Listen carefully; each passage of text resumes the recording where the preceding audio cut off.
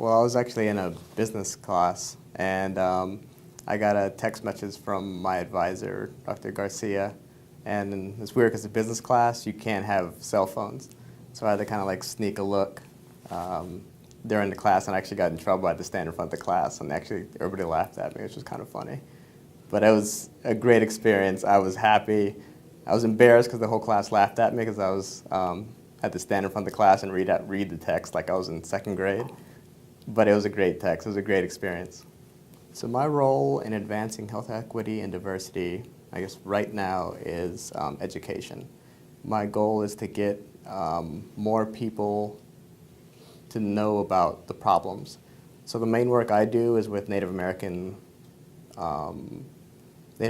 around the country. And so I teach a class that goes to South Dakota every year, which they're actually recruiting for right now.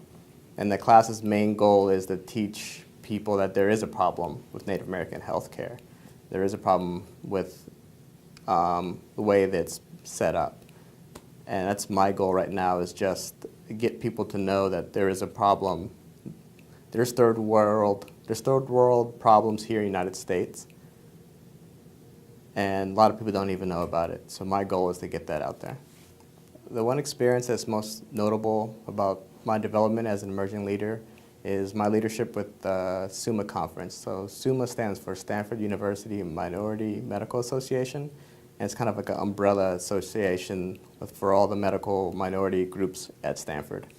And each year we hold a undergraduate conference for undergraduate students to come. It's about 500 students, and it's basically for underrepresented students, mostly around the Bay Area.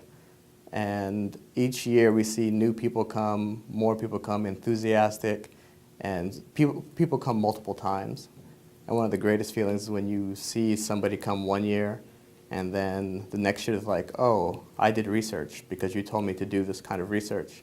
And then the next year it's like, oh, I'm applying to medical school.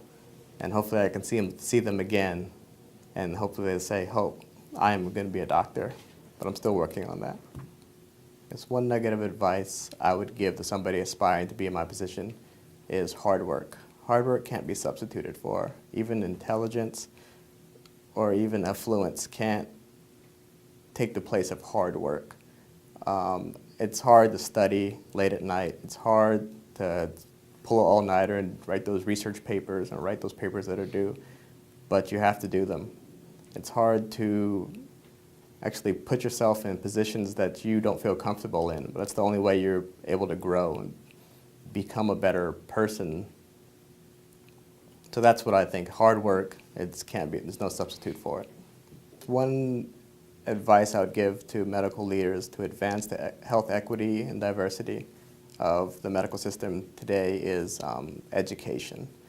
I've always heard as a kid you can become a doctor, a lawyer, an astronaut, but the next logical question is how, and nobody ever tells you how. Well, I guess some people say it's easy, I'll just go to college first, but I guess the next question too is how do you get into college? And once I get into college, how do I get into medical school? There's a lot of hows in those. MCATs, SATs, how do you get good grades?